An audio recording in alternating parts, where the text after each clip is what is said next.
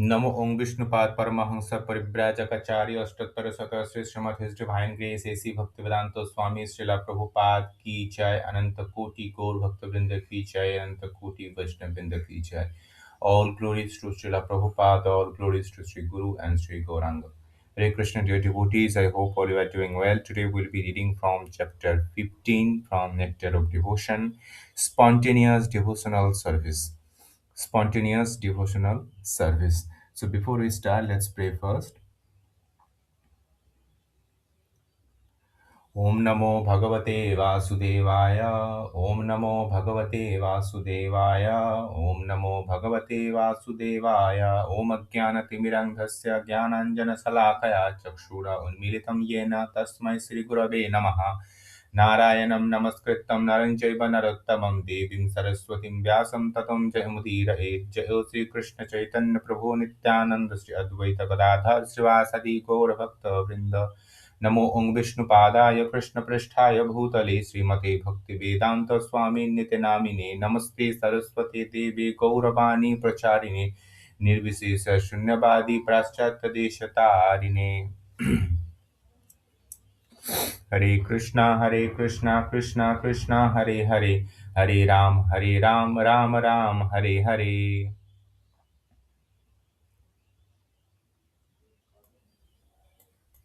Chapter 15 from Nectar of Devotion, Spontaneous Devotional Service. Example of spontaneous devotional service can easily be seen in Krishna direct associate in Vrindavana. The spontaneous dealing of the resident of the Vrindavana in relationship with Krishna are called Raganuga. These begin do not have to learn anything about devotional service. They are already perfect in all regulative principle, have achieved the spontaneous loving service of the Supreme Personality Godhead. For example, cowherd boy who are playing with Krishna do not have to learn the austerity or penance or yogic practice how to play with him. They have passed all the tests of regulative principle in their previous life. As a result, they are now elevated to the position of direct association with Krishna as his dear friend. Their spontaneous attitude is called Raganuga Bhakti. Srila Rupa Goswami has defined Raganuga Bhakti as a spontaneous attraction for something while completely absor- uh, absorbed through of it, with an intense desire of love. Devotional service executed with such feeling of spontaneous love is called Raganuga Bhakti. Devotional service under the heading of Raganuga can be further divided into two categories. One category is called sensual attraction and other is called the relationship. In this connection, there is a statement by Narada Muni to Yudhishthira in the 7th canto, 1st chapter, verse 30 in Srimad Bhagavatam. There, Narada says, "My dear king, there are many devotees who first become attached to the personality Godhead for the purpose of sense gratification, for being envious of him, out of fear of him, and for desiring to associate affectionately with him, or from desiring to affectionate desire to associate affectionately with him. Ultimately, this attraction become free from all material contamination, and gradually the worshipper develops spiritual love and achieve that ultimate goal of life desired by the pure devotee. The gopis may consider to the example of spontaneous love in the sensual attraction. The gopis are young girl and Krishna is a young boy. Superficially, it seems that the gopis are attracted to Krishna on the ground of sex. Similarly, Krishna King Kamsa was attracted to Krishna because of fear. Kamsa was always fearful of Krishna because it had been kind of foretold that his sister's son, Krishna, would kill him. Sisupala was also envious of Krishna, and the descendant of the king Yodu, due to their family relationship with Krishna, will always thinking of him as one of their member. All of these different kind of devotee have a spontaneous attraction for Krishna in different category, and they achieve the same desired goal of life. The attraction of Gopi for Krishna and the attraction of the member of the Yadu dynasty are both accepted as a spontaneous and the Raganuga. The attraction of Kansa to Krishna in the fear, the attraction of Sisupala in envy are not accepted as a devotional service. However, because their attitude are not favorable, devotional service should be executed only in the favorable frame of time. Therefore, according to the Srila Rupa Goswami, such attraction are not considered to be devotional service. Again, he realized the attraction of the yudu. If it is second on the platform of the friendship, then it is a spontaneous love. But if it is not the platform of the regulative principle, then it is not. And only when the affection come to the platform of the spontaneous love is it counted in the category of the pure devotional service. There may be some difficulty in understanding that both the Gopi and the Kamsa achieve the same goal. So this point should be clearly understood because the attitude of the Kamsa and the Sisupala were different from the Gopi. Although in all these cases, the focus is on the Supreme Personality Godhead. All the devotee are elevated in the spiritual world. There is a still distinction between these two class of soul. In the first canto in the Srimad Bhagavatam, it is said that the absolute truth is one, that he is manifested as impersonal Brahman, Paramatma as a super soul, and Bhagavan as a supreme personality Godhead. Here, the spiritual distinction here is a spiritual distinction. Although Brahman, Paramatma, Bhagavan are the same and one absolute truth, devotee like Kamsa and Sisupala could attain only the Brahman effulgence. They could not have the realization of the Paramatma and the Bhagavan. This is the distinction. An analogy can be given with the kind of sun globe and the sunshine. To remain in the sunshine does not mean one has gone to the kind of sun globe. The temperature of the sun globe is different from the temperature of the sunshine. One who has gone through the sunshine is in jet plane or the spaceship has not necessarily gone to the kind of sun globe.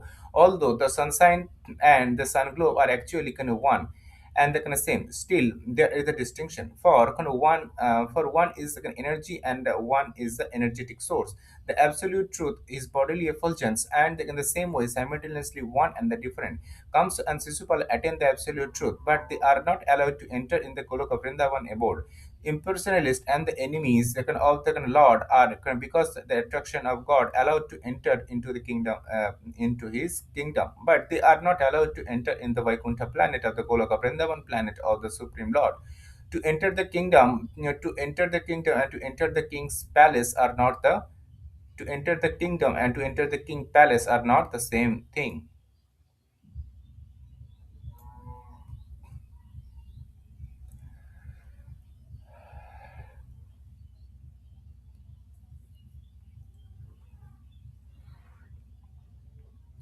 Srila Rupa Goswami is trying. Srila Rupa Goswami is Srila Rupa Goswami is trying to kind of here describe the different achievement of the impersonalist and the personalist. Generally, those who are impersonalists are inimical of the Supreme Personality Godhead, get entranced only into the impersonal Brahman. When and if they reach the spiritual perfection, the impersonalist philosopher are in one sense like the enemy of the Lord, because out and out enemy of the Lord and impersonalists are the kind of both allowed to enter only into the impersonal effulgence of the Brahma Jyoti. So it is to be understood that there are of the similar classification, and actually the impersonalists are the enemy of the God because they cannot tolerate the unparalleled opulence of the Lord. They try to always place themselves on the kind of same level with the Lord.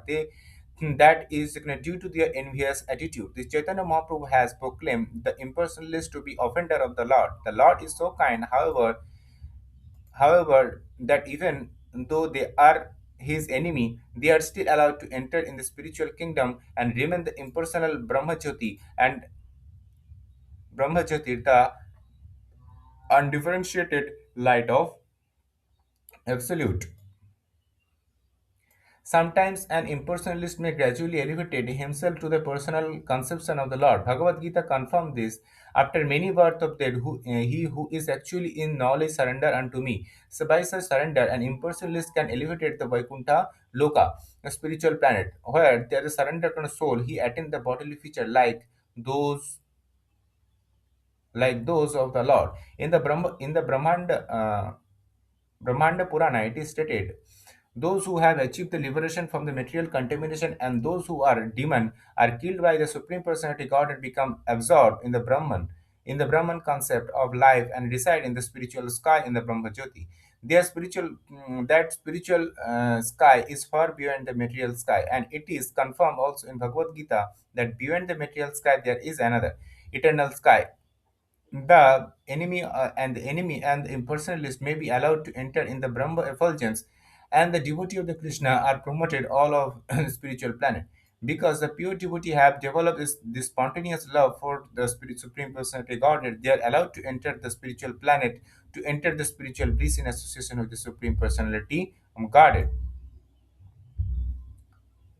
In the 10th canto, 87th chapter, verse 23 of Srimad Bhagavatam, the Veda personified address the Lord in this way. My dear Lord, yogi meditate upon your localized feature, and thus they achieve the spiritual perfection of being merged in this impersonal Brahmajyoti.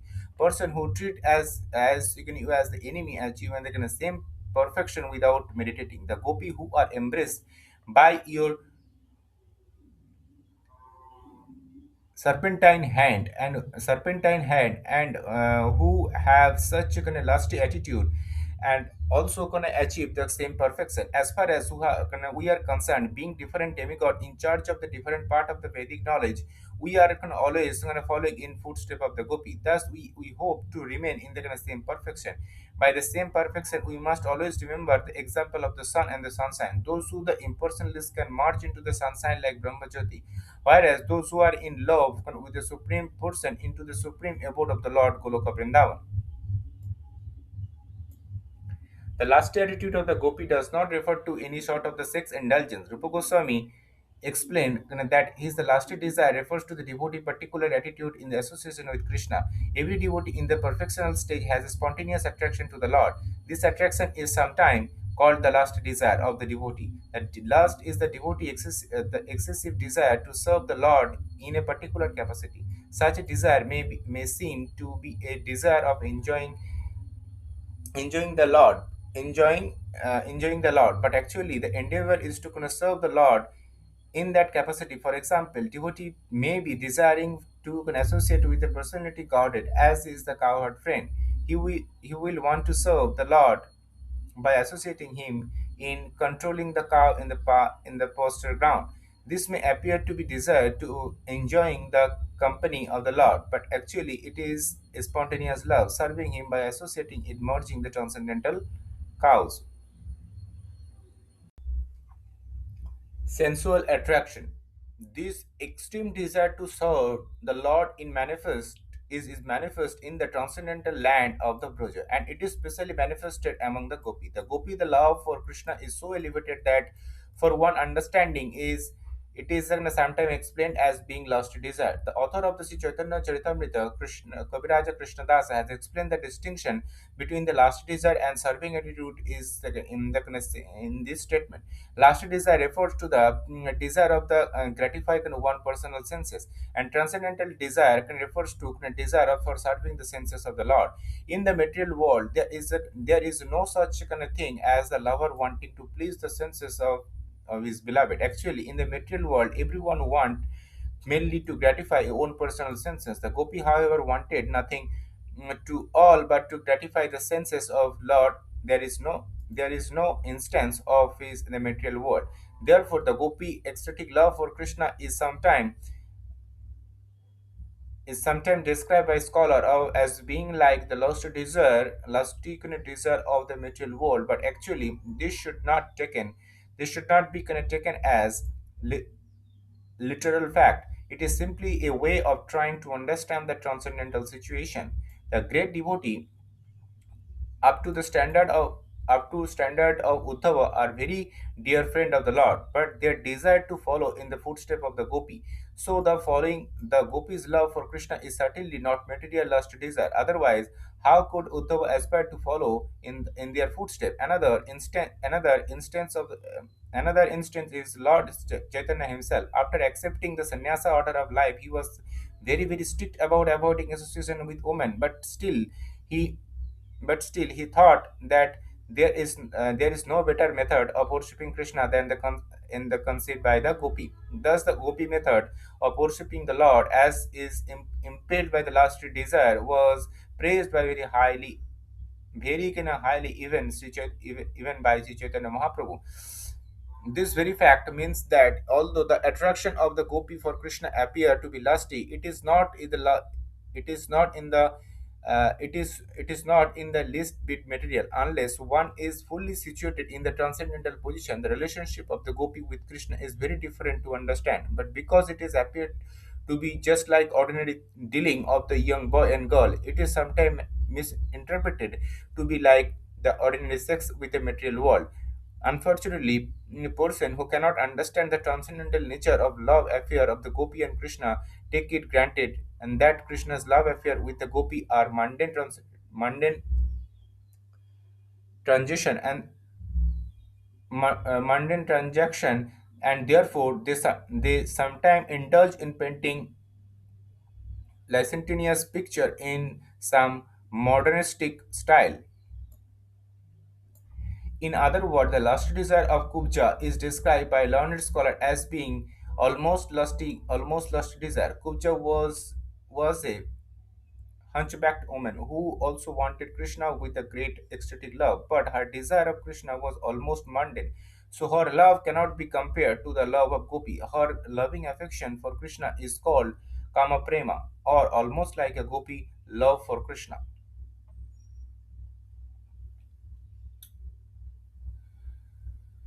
So thank you very much. We concluded the reading of Bhaktivedanta Purport from Nectar of Devotion. Now let's go to the insight. I hope all you understood.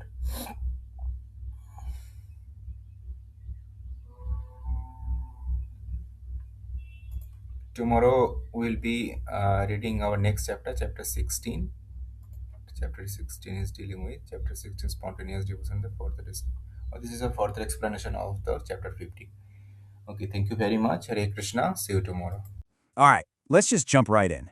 We usually think about spiritual life as, this path of pure love and all things positive. But what if I told you that things like fear or envy, or even something that looks a lot like lust, could actually lead to the very same spiritual goal? It sounds like a total paradox, right? But it's actually at the very heart of this incredible idea called spontaneous devotion. And get this quote from the great sage Narada Muni is where things get really, really wild. He's saying, straight up, that people motivated by envy and fear can achieve the ultimate goal of life. I mean, how is that even possible? How can these super negative emotions lead you to a divine place? That's the big puzzle we're going to unpack today. But okay, before we get into the crazy paradox, let's start with the ideal, the goal. The highest path is one of what's called spontaneous love, a totally natural, effortless connection with the divine. And this path has a name, Raganuga Bhakti. And it's not about following a bunch of rules because you feel like you have to. No, it's about a deep, spontaneous pull. It's when you're just so completely absorbed by this loving desire that it pretty much becomes who you are. It's everything. You want a perfect example? Look no further than the cowherd boys of Vrindavana. I mean, these guys don't need to do any complicated yoga or super intense practices to be with Krishna. Why? Because their love is just so pure that they're simply his friends. They've already done the work, passed all their spiritual tests in other lives, and now their whole life is just joyful, spontaneous fun. That is the gold standard of devotion.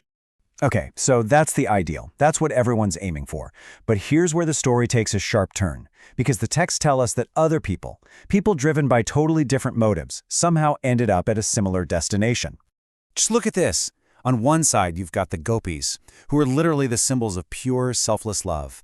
And on the other side, you've got King Kamsa, who is thinking about Krishna constantly, but only out of pure terror. And then there's Shishupala, who is obsessed with Krishna because of his deep envy. And the craziest part? The texts say they all attain the absolute truth. So, wait a minute. Does that mean that love and hate get you to the exact same place? Well, not exactly. And this is so important. Their attitudes were polar opposites. One path is what we call favorable. It's rooted in love, in a real desire to serve. The other is unfavorable, rooted in all that fear and envy. And that little distinction, it makes all the difference in the world. And to really get this difference, we need a really good analogy. So I want you to think about the difference between being in the sunshine and being on the sun itself. So let me just ask you, is all spiritual light the same thing? Is just getting to the spiritual world the end of the journey? And the answer, as you can probably guess, is a big no. And this sun analogy explains exactly why. I mean, think about it, right? You can be in an airplane flying through the sunshine. You can feel its warmth, you're bathed in its light, but that is a totally different experience from actually, landing on the surface of the sun. One is the energy coming from the source, and the other is the source itself. This is the perfect way to picture the two kinds of spiritual attainment. That sunshine is something called the Brahma Jyotir. It's this impersonal, all-over spiritual light. This is where those folks with the unfavorable attitude end up. They kind of merge into it. But the sun globe, that's Goloka Vrindavana, the personal, divine home, where the pure devotees get to have an active, loving, face-to-face relationship. So to put it super simply, Kamsa and Shishupala, because they were always focusing their minds on Krishna, even though it was negative, they did get elevated to the spiritual world, but they only made it to the impersonal sunshine. They were absolutely not allowed to enter the personal sun globe and have that loving relationship. Their bad attitude basically locked them out. Okay, so now let's circle back to the good guys, the devotees on that favorable path, specifically the gopis, because their type of love brings in another layer to this that is, wow, so often misunderstood. So check out this quote. It actually describes the gopis as having lusty attitudes, and yet they achieve the highest perfection. Now, if the fear and envy thing was confusing, this is on another level, right? How in the world can lust be part of the highest spiritual path? And that's the million-dollar question. I mean, when we hear the word lust, our minds immediately go to selfish, physical gratification. So how could that word possibly be used to describe the absolute peak of spiritual love? Well, the answer is all about redefining what we mean by desire. It really all comes down to one simple question. Who is the desire for? Is it for your own pleasure, or is it for somebody else's? That is the razor's edge that separates the material from the spiritual. And here it is. This is the definition that clears it all up. In this context, lusty desire isn't what we think it is. It's being used to describe an overwhelming, all-consuming desire. The difference is the goal. Mundane lust is about pleasing your own senses. The gopis' transcendent desire was about one thing, and one thing only, pleasing the Lord's senses. And you can see the difference right here. One is fundamentally selfish. The other, as shown by the gopis, is the absolute height of selflessness. They wanted nothing for themselves. Their only desire was to bring pleasure to Krishna, so their lust was really just an incredibly intense, passionate desire to serve. And we know this isn't just some modern reinterpretation, because the greatest spiritual authorities all confirm it. Uddhava, one of Krishna's best friends, literally prayed to be able to follow their example. And Lord Chaitanya, who is known for being an incredibly strict ascetic, praised their selfless love as the highest form of worship there is. Period. So when the scriptures use a word as shocking as lust to talk about the gopis, it's their way of trying to tell us about the sheer intensity of that love, a love so powerful that it just completely burns away any thought of your own happiness. It is the ultimate, perfect expression of selfless devotion. So what's the big takeaway here? At the end of the day, you can have one single-minded focus on the divine, but there are two very different attitudes you can have, favorable or unfavorable. And those two attitudes lead to two totally different spiritual destinations. You either merge into that impersonal light, or you get to enter into a personal, loving relationship. And that kind of leaves us with one last thing to think about. As we go about our own lives, whether it's on a spiritual path or even just in our day-to-day relationships, it's worth asking ourselves, what's really driving us? Is our focus on what we can get out of it, or is it on the happiness of the person we're trying to connect with? Because as we've just seen, the answer to that one question makes all the difference.